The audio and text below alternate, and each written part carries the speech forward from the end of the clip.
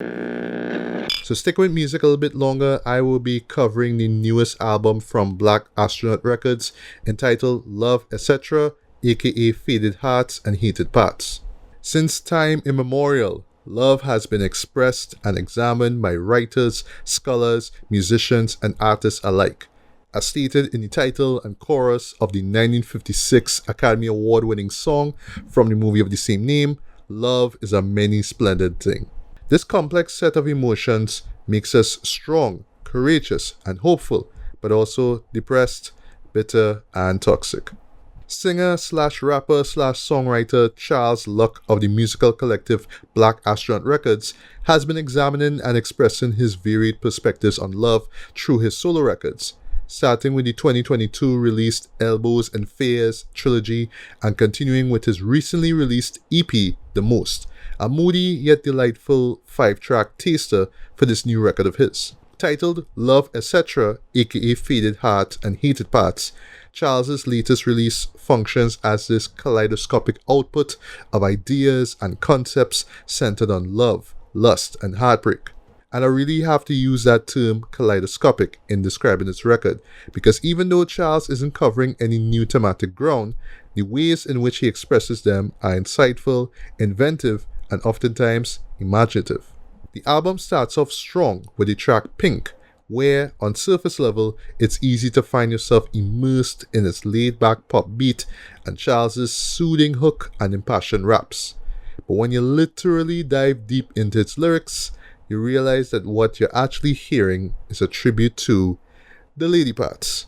Lyrically, this is Charles at his most silver-tongued on this record, with his wickedly clever references to the color pink and adorations, both abstract and risky, to the pink-colored object of his desire. He even kicks off his first verse with the acronym Roy G. Biv. I mean, who the hell does that in a love song in 2024 during the month of September? After the colorful album opener, we get the alt-rock track Nitwit, where Charles highlights the complexity of his character. He's flawed, emotionally vulnerable, and a bit of an a-hole, with a mind that could take him into many directions. And yet he's fun, cool, relatable, and most importantly, human. The final verse in particular is great as he raps about why he approaches life and creativity in such a vivid and animated fashion. Speaking of artistic expression, the following track, Synchronize, finds Charles taking his viewpoints on love to a fantastical level, over a whimsical, ukulele-driven instrumental, which always reminds me of the Adventure Time theme every time I hear it. Charles persuades his romantic prospect to travel with him via a rainbow, which in itself is a clever callback to Pink, into heaven, after he shoots and stabs the lone leprechaun guarding said rainbow.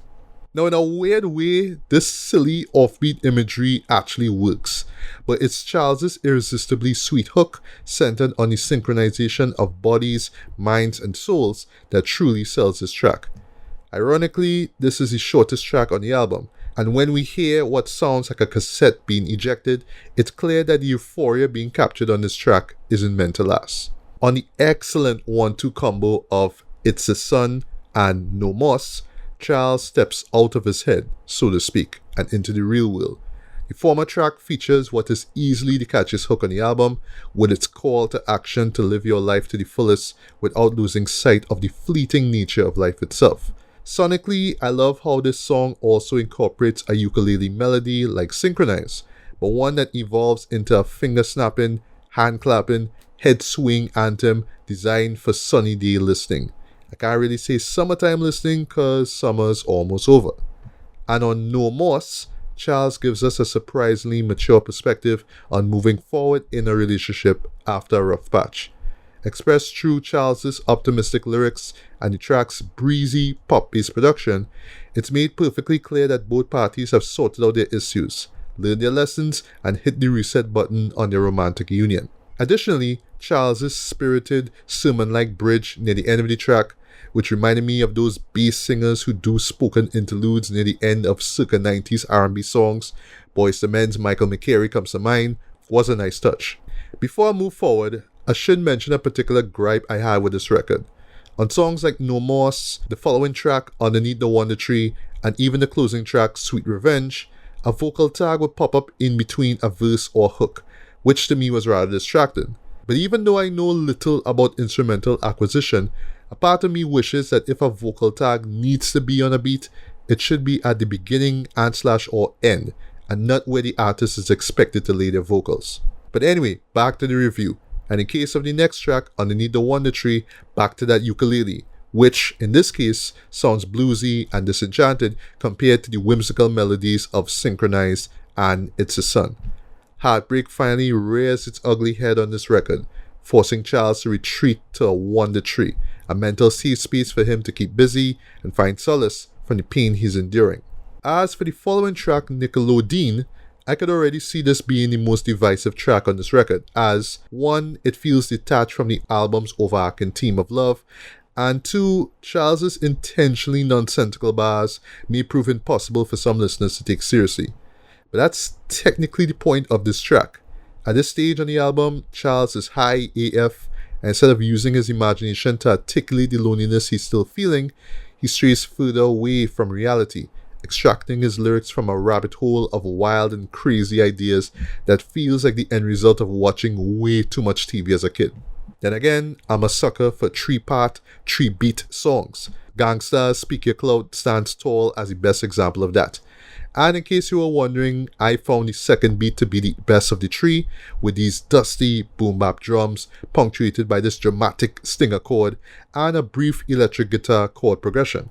The loneliness continues with the song Bombshell, which feels like a slightly darker and cynical version of Charles's heartfelt ballad Cinderella, the closing track from his EP The Most. Over this track's melancholy, piano-driven production, bookended by these heavenly, ethereal swells, Charles describes the admiration he still has for a fiery, passionate ex-girlfriend of his with a series of tongue-in-cheek lyrics. And I could already picture Gen Z listeners Googling SNL cowbell after hearing this song. Thankfully, Charles pulls himself out of this emotional funk with the substantially upbeat Damn Red Dress, whose boisterous mix of piano, horns, and trap hi-hats alone makes for one of the album's most pleasurable songs. For a bouncy pop rap song, the lyrics are surprisingly dense, as Charles articulates how down bad he feels after meeting this attractive woman wearing a red dress. In the context of the record, Charles is clearly rebounding here, but honestly, who could fault him for doing so? The last quarter of the album kicks off with the track She Likes It, where Charles makes the most of its mischievous piano and violin-based instrumental to show off the braggadocious, steal your girl side of his character. Again, he's still on the rebound, and the swagger he exhibits on this track is quite infectious. But then, over the pensive, mid-tempo vibe of Growing Pains, he raps and sings about the difficulties he faces in navigating a brand new relationship. And I like how, in an attempt to make sense of this drastic situation, he subverts his own romantic fantasies while using fantasy as a coping mechanism. And because this record already started off on such a strong note, it's only fitting that it concludes on one. And boy, it certainly does. Charles saves his best song for last with Sweet Revenge, a grandiose post-heartbreak revenge story built around a piano and violin-based instrumental that sounds literally like the dark alter ego of She Likes It. The story itself borrows from classic film noir, with an elaborate flashback driving the entire narrative. Charles plays a shady drug dealer who, after being sold out by his ex to an undercover cop and in prison for 5 years, seeks, you guessed it, sweet revenge on said ex. And while I won't spoil what happens near the end of this track, the payoff is so brilliant, it elevates the track from its noirish roots to a beautifully absurd and delightfully twisted cautionary tale about why it's best to get out of a toxic relationship as soon as humanly possible. Outside of the voice tag issue I brought up earlier, I really enjoyed Love Etc., aka Faded Hearts and Heated Parts, as both a showcase of the vocal and songwriting talents of Charles Luck and an example of the quality music to be expected from a record bearing the Black Astronaut Records name and logo. Yeah, this album delivers, and here's hoping we get more imaginative records from this brand in the near future. So for me, I'm giving this a light to decent 8 out of 10.